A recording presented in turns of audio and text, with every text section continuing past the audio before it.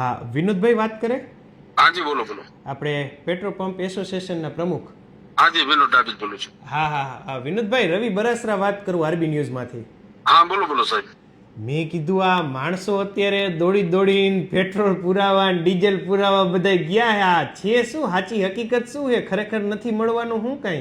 હા ના ના, મને પણ ઘણા બધાના ફોન આવ્યા, ઘણા બધા ગ્રાહકોના ફોન આવ્યા. હકીકતમાં એ કોઈ વસ્તુ છે જ નહીં, અફવા છે માત્ર ને માત્ર. ઓકે.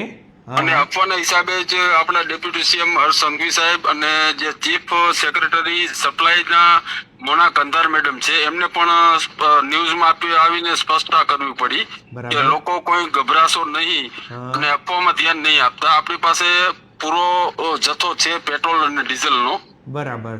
અને ક્યાંય સપ્લાયમાં કઈ પ્રોબ્લેમ નથી. ત્રણેય કંપની છે, આઈઓસીએલ, બીપીસીએલ અને એચપીસીએલ.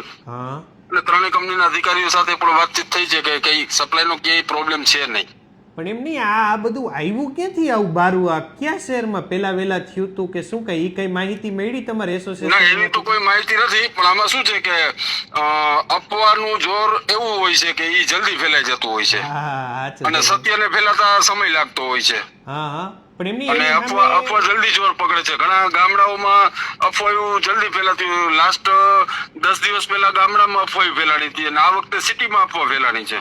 સમજાઈ ગયું. એટલે સિટીના લોકો તો સમજદાર છે અને ન્યૂઝ ને બધું જોતા હોય છે અને છતાં અફવામાં આવી જાય છે. એ બહુ દુઃખદ વાત કહેવાય. સાચી વાત છે. ભણેલા ગણેલા હોય એટલે ભણેલા માણસોને જો અફવામાં આવી જતા હોય અને પેટ્રોલ પંપ ઉપર લાંબી લાઈનો લગાડતા હોય છે, ઘણા પેટ્રોલનો સ્ટોક કરતા હોય છે, તો સ્ટોક એ આમ જોવો તો આપણા ઘરે સ્ટોક રાખવો એક બહુ મોટું જોખમ કહેવાય. સાચી વાત છે. કેમ કે આ દહન વસ્તુ છે ને, ગમે ત્યારે આગ લાગે. નાના બાળકો હોય, બાય મિસ્ટેક ભૂલથી કાંઈ આગની ઘટના બને તો ઈ એક પેટ્રોલ 5 લીટર ભર્યું હોય તો એ જીવતો બોમ્બ જેવું જ કહેવાય. સાચી વાત છે. પણ સ્ટોકના હિસાબે આ પ્રશ્ન આવે. એમની અત્યારે પણ ઘણા બધા વિડીયોઝ એવા સામે આવે છે કે જેમાં અમુક પેટ્રોલ પંપ પાસે બેરિકેડ લાગેલા હોય, પેટ્રોલ પંપ બંધ થયેલા હોય, આવા વિડીયો પણ આવે છે. તો એનું કારણ હકીકતમાં પેટ્રોલની અછત નથી ને? ના, અછત બિલકુલ નથી. પણ આમાં રવિભાઈ, હું તમારા માધ્યમથી કહેવા માંગુ છું કે મારા ઉપર એક એક્ઝામ્પલ લઉં છું. મારો પેટ્રોલ પંપ છે મકનસર નેશનલ હાઈવે ઉપર, મોરબી વાંકાનેર. હા, બરાબર. હવે મારે ત્યાં રનિંગમાં 1000 થી 1200 લીટર પેટ્રોલ દરરોજનું વેચાય છે. હા, બરાબર છે. હવે મારી પાસે સ્ટોક હોય છે 7 થી 8000 નો રેગ્યુલર સ્ટોક હોય છે. હા, બરાબર છે. પછી અફવાના હિસાબે જે ભીડ લાગે છે એટલે એ સ્ટોક મારો 5 થી 6 કલાકમાં ખાલી થઈ જાય છે. તો પછી ઓટોમેટિક મારે પોતાને પણ બેરિકેડ લગાવવા પડે. સમજાઈ ગયું. હા, બરાબર. આપણે કેટલા લોકોને જવાબ આપી કે ભાઈ પેટ્રોલ નથી. સમજાઈ ગયું. એટલે આવા પ્રશ્નોમાં બેરિકેડ લગાવતા હોય છે. બધા પંપો એમ નથી લાગતા, પણ ઘણી જગ્યાએ જ્યાં ભીડ જામી હોય છે ત્યાં બેરિકેડ લગાવવા પડતા હોય છે. સમજાઈ ગયું. એટલે ટૂંકમાં લોકોની અફરાતફરી અને ડિમાન્ડ એકદમ પેટ્રોલની વધી જતા અત્યારે જે પેટ્રોલ પંપ છે એમાં એના કારણે બેરિકેડ લાગ્યા છે. બાકી પેટ્રોલ મળવાનું નથી. ડિમાન્ડ તો છે જ નહીં, ડિમાન્ડ તો રૂટીન જ છે. પણ અફવાના હિસાબે એ લોકો શું કરે છે કે 100 રૂપિયા 200 રૂપિયાનું પેટ્રોલ પુરાવતા હોય છે, 500 નું પુરાવે છે. એના હિસાબે શું થાય છે, અમારી પાસે પણ જે સ્ટોક હોય છે તો અમારી પાસે મર્યાદિત સ્ટોક હોય. ભલે સપ્લાય નો કોઈ પ્રોબ્લેમ નથી હોતો, પણ હવે સ્ટોક અમારો ખાલી થઈ જાય તો અમારી ગાડી ભરવા ગઈ હોય છે તો નિયારામાં ભરવા જતી હોય છે, વાડીનાર પાસે, પછી કંડલા અને મુંદ્રા જતી હોય છે. બરાબર. તો ત્યાંથી આવતા સમય લાગતો હોય છે.